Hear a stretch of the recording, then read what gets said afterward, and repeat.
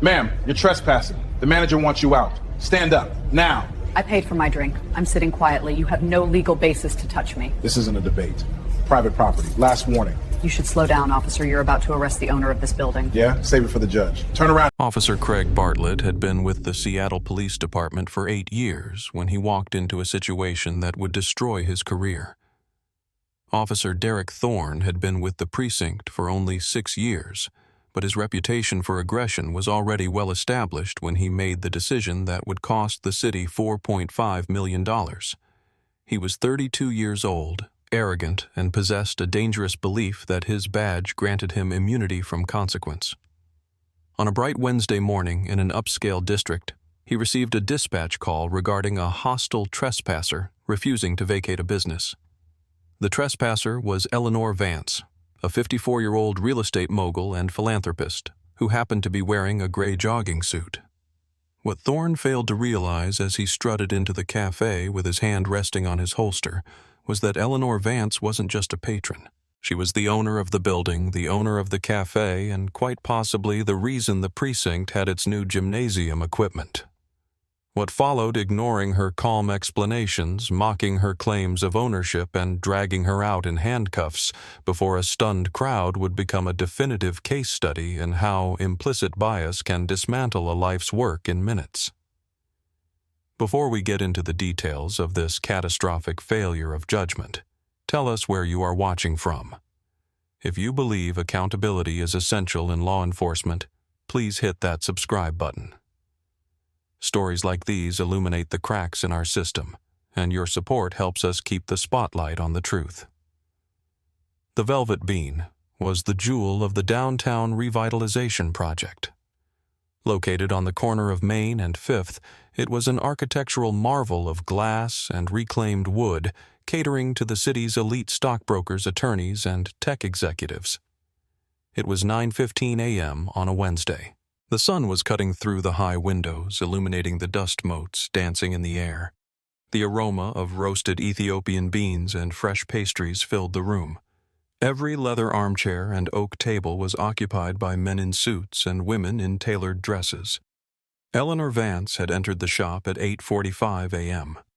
She had just finished her morning power walk along the river, a ritual she had maintained for 2 decades. She was dressed in a comfortable, albeit expensive gray velour tracksuit and running shoes. Her hair was pulled back in a practical bun. She carried no purse, only her phone and a small key card tucked into her pocket. Eleanor Vance was a titan of industry.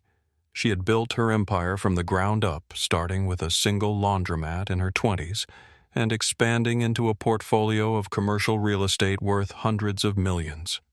She was known in the boardroom for her steel-trap mind and in the community for her generous heart. But today she was just a woman checking on her investment. She had purchased the Velvet Bean 6 months prior, keeping her ownership quiet to observe how the business ran without her direct interference. She ordered a green tea, found a secluded table in the corner, and began observing the staff taking mental notes on workflow and customer service. She was quiet. She was peaceful. She was bothering absolutely no one. But to the eyes of the man behind the counter, her presence was a stain on the establishment's aesthetic. Ryan Miller was 26 years old and had been the manager of the Velvet Bean for exactly 3 months. He was hired for his background in high-end hospitality, a resume that he polished more frequently than the silverware. Ryan was ambitious, insecure, and deeply obsessed with curating the atmosphere. He believed that, for a coffee shop to justify charging $7 for a latte, the clientele had to look the part. He wanted the shop to look like a brochure for luxury living. When he looked across the room and saw Eleanor Vance, a black woman in a sweatsuit sitting among the suits and ties, his bias kicked into overdrive. In Ryan's limited worldview, women like Eleanor didn't drink tea in places like this. They were usually there to clean the floors or ask for change. He watched her for 20 minutes. She wasn't on a laptop. She wasn't reading a newspaper. She was just sitting looking around, occasionally typing into her phone. To Ryan, this was casing the joint, or simply loitering. He decided that she was lowering the property value just by sitting there. He smoothed his tie, took a deep breath, and convinced himself he was protecting the brand. He walked out from behind the counter, putting on his most condescending smile. "Excuse me," Ryan said, loud enough for the nearby tables to hear. "This table is for paying customers only. We have a policy against loitering." Eleanor looked up surprised, but calm. "I have a drink?" she said, gesturing to the tea. "And I'm not loitering. I'm observing." Ryan sneered. "You've been nursing that tea for 30 minutes. We have paying customers waiting for tables. I'm going to have to ask you to leave." Eleanor held his gaze, her expression unreadable. "I'm comfortable right where I am, young man. Is there a problem with my presence?" Ryan's face reddened. "The problem is that you don't fit the environment we're trying to maintain. You need to leave, now." Eleanor Vance had faced down zoning boards, hostile competitors, and market crashes. A 26-year-old manager with a superiority complex was not going to intimidate her. "I am not leaving," she said, her voice even. "I suggest you return to the counter and focus on the line of customers you are currently ignoring." Ryan felt his authority crumbling. He couldn't physically remove her, and she clearly wasn't going to obey him. His ego was bruised, and in his mind there was only one escalation path left. He retreated to the back office and dialed the non-emergency police line, though his tone suggested an emergency. "This is the manager at the Velvet Bean on Main. I have a trespasser who is refusing to leave. She's becoming hostile." The dispatcher asked the standard questions. "Is she armed? Is she violent?" Ryan hesitated, then lied. "She's aggressive. She's shouting at staff and disturbing the customers. I think she might be on something. I need an officer here immediately." The die was cast. The call went out. Officer Derek Thorne was 2 blocks away finishing a traffic stop. When the call came over the radio, "Disturbance at the Velvet Bean, hostile subject refusing to vacate." Thorne's eyes lit up. He hated hostile subjects. He loved the adrenaline of non-compliance. Officer Thorne had a file at Internal Affairs that was 3 inches thick. 7 complaints in 6 years, 4 for excessive force, 3 for verbal abuse. He was known as a heavy-handed officer, the kind who saw every interaction as a battle for dominance. His supervisors had warned him about his temper, about his tendency to escalate situations that required de-escalation, but the police union had always managed to save his job. He believed he was the thin blue line between order and chaos. He didn't see citizens. He saw potential perps. Thorne pulled his cruiser up to the curb tires, screeching slightly for effect. He adjusted his belt, checked his body camera, which he often forgot to turn on, though today it was active, and marched toward the entrance. He had already decided what was happening inside. A vagrant, probably mentally ill, was harassing good, tax-paying citizens. It was his job to take out the trash. He burst through the door, his presence sucking the oxygen out of the room. Ryan Miller rushed to meet him, playing the victim perfectly. "Officer, thank God. She's over there. She won't listen to anyone. She's scaring the customers." Ryan pointed a shaking finger at Eleanor, who was calmly sipping her tea. Thorne looked at the woman. He saw the gray sweatsuit. He saw the sneakers. He saw the skin color. And just like that, the narrative was locked. He didn't see a matriarch. He saw a nuisance. He bypassed the witnesses, bypassed the investigation, and walked straight to her table. Eleanor saw him coming. She set her cup down. "Ma'am," Thorne barked, his hand resting near his taser. "The manager wants you gone. You're trespassing. Up! Now!" Eleanor looked at him, her eyes analyzing him with the scrutiny of a woman who insured entire city blocks. "Officer, I am sitting quietly. I have paid for my drink. I have done nothing to warrant this intrusion." Thorne leaned in, invading her personal space. "This is private property. If the manager says you go, you go. I'm not going to ask you twice. Grab your trash and get out." "You are making a mistake," Eleanor said, her voice dropping an octave, becoming colder. "A very expensive mistake.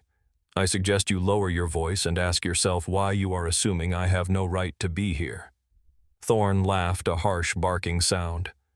"I don't need to ask myself anything. I'm looking at a woman who thinks she can camp out in a high-end business and refuse lawful orders. Let me see some ID." Eleanor didn't move. "I don't have my ID on me. I am out for a walk." Thorne's eyes narrowed. "No ID. Refusing to leave okay. We're doing this the hard way." The cafe had gone silent. The clinking of spoons and the hiss of the espresso machine stopped. Everyone was watching. A young woman at the next table pulled out her phone. A businessman across the aisle did the same. "Officer," Eleanor said clearly and loudly for the cameras, "I am telling you that I have every right to be here. In fact, I have more right to be here than you do." Thorne's patience, which was non-existent to begin with, snapped. "That's it. Stand up. You're under arrest for trespassing and failure to comply." He reached out and grabbed Eleanor's arm. She didn't flinch, but she pulled her arm back firmly. "Do not touch me." Thorne took this as resistance. He grabbed her shoulder, spinning her in her chair. "Stop resisting. Stand up." Eleanor stood not out of fear, but to maintain her dignity. "I am the owner of this building," she stated, her voice cutting through the tension. "I own the Velvet Bean. I own the land it sits on. You are arresting the proprietor."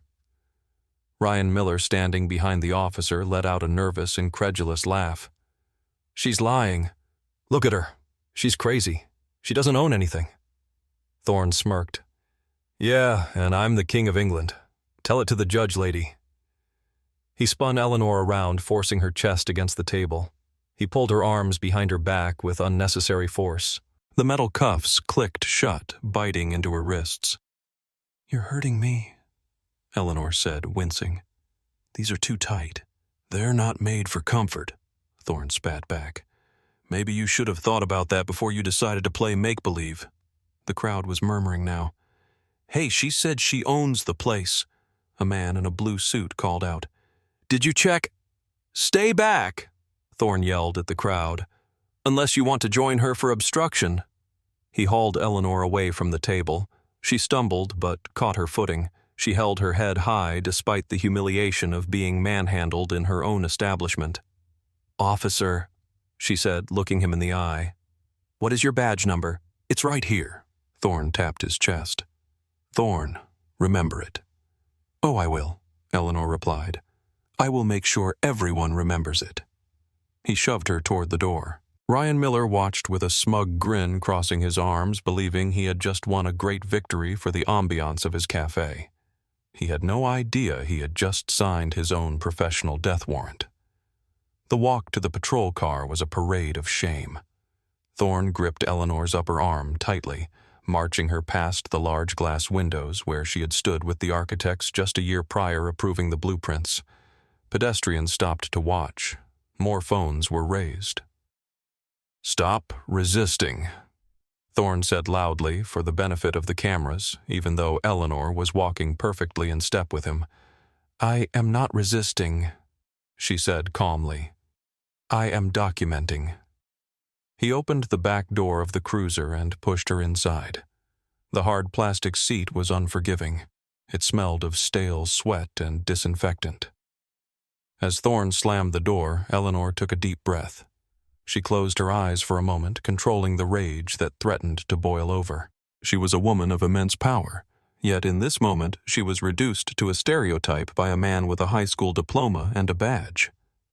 But Eleanor Vance didn't just get mad. She got even. She began to formulate the strategy. She mentally listed the people she would call the moment she was given access to a phone: her chief legal counsel, the mayor who she had hosted for a fundraiser 2 weeks ago, and the police commissioner who sat on the board of her charity. As Thorne climbed into the driver's seat, humming to himself, satisfied with a good catch, he had no clue that he was transporting a woman who could buy and sell his entire precinct. "You really think that story is going to fly?" Thorne asked, watching her in the rearview mirror as he merged into traffic. "Claiming you own the place, that's a new one. Usually it's, I'm waiting for a friend."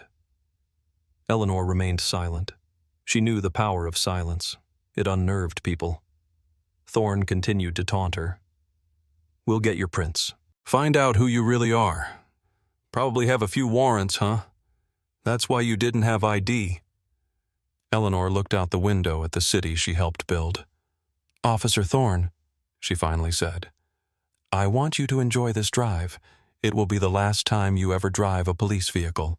Thorne laughed again. "Threatening an officer. I'll add that to the charge sheet." The drive to the precinct took 15 minutes.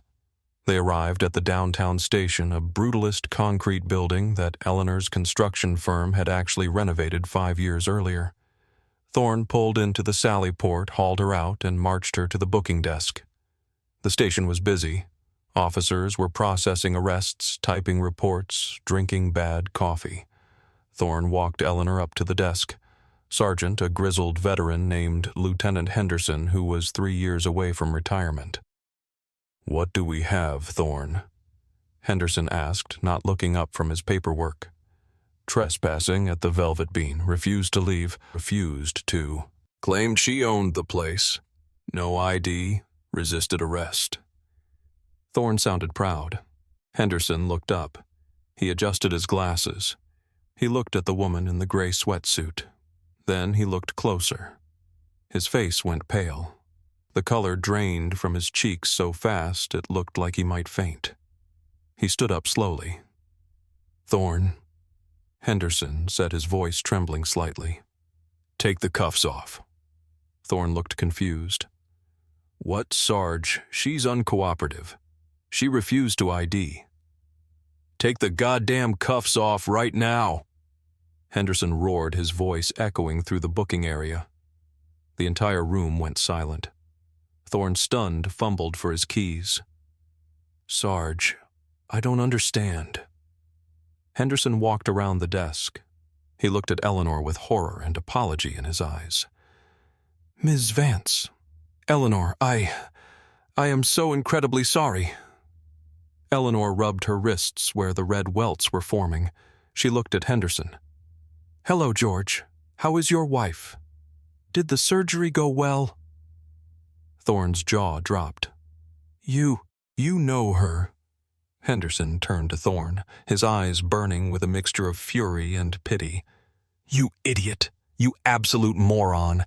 This is Eleanor Vance. She owns the Vance Tower. She owns the Riverside Complex. And yes, you imbecile, she owns the Velvet Bean."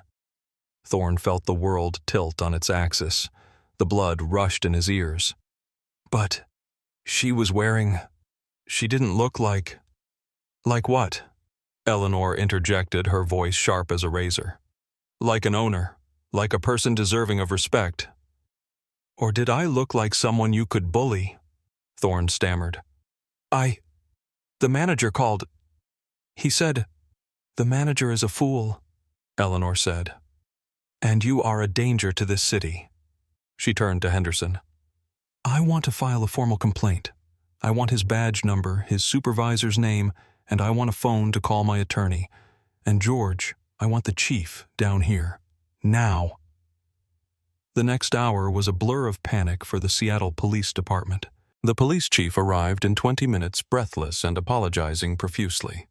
Eleanor sat in the chief's office holding an ice pack to her wrist, while Thorne sat in an interrogation room stripped of his weapon and badge, realizing his life was over.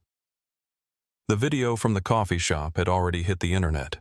The hashtag Velvet Bean Arrest was trending locally. It showed everything: the calm refusal, the sudden violence, the claim of ownership, the laughter of the officer. The optics were impossible to defend. The fallout was swift, brutal, and absolute. The lawsuit was filed the next morning. It named Officer Derek Thorne, the Seattle Police Department, Ryan Miller, and the security firm that contracted him. The charges were unlawful arrest, excessive force, racial profiling, and defamation. The city attorneys took one look at the evidence, the video, the witness statements, and the identity of the victim, and told the mayor to settle immediately. There would be no trial. It would be a slaughter. The city agreed to a settlement of $4.5 million to Eleanor Vance. Eleanor, in a move that made headlines, announced that every cent of the settlement would be donated to a legal defense fund for those who couldn't afford to fight wrongful arrests. But the money was just the beginning. Ryan Miller was fired before the sun set on the day of the arrest. He tried to claim he was just following policy, but the corporate office of the hospitality group, which Eleanor also had shares in, issued a statement condemning his appalling lack of judgment and racial bias. He was blacklisted from the industry. His career in luxury hospitality was dead at 26. Officer Derek Thorne fared no better. The internal affairs investigation, fueled by the pressure of a high-profile victim, dug up everything. The prior complaints that had been swept under the rug were re-examined. The pattern of aggression against minority citizens was laid bare. Thorne was terminated for cause 3 weeks later. He was decertified by the state board, meaning he could never work as a police officer again in the state. At 32, with a mortgage and a baby on the way, Thorne found himself unemployed and unemployable in the only field he knew. He had defined himself by the power he held over others, and now he was powerless. Eleanor Vance returned to the Velvet Bean a month later. She wore the same gray sweatsuit. This time, the new manager, a woman named Sarah, who had been promoted from a different branch, greeted her by name and had her green tea waiting. The customers, some of whom had witnessed the arrest, nodded in respect. Eleanor sat at the same table. She didn't come back to gloat. She came back to reclaim her space, to prove that she belonged not because she owned the deed, but because she was a human being. This incident wasn't just about bad manners or a misunderstanding. It was about the dangerous assumptions we make when we look at one another. Ryan Miller saw a sweatshirt and saw a threat.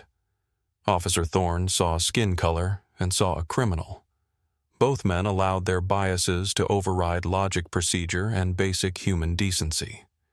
They assumed that authority gave them the right to define who belongs and who doesn't. They were wrong. Eleanor Vance had the resources to fight back. She had the connections to get the chief out of bed. She had the money to hire the best lawyers.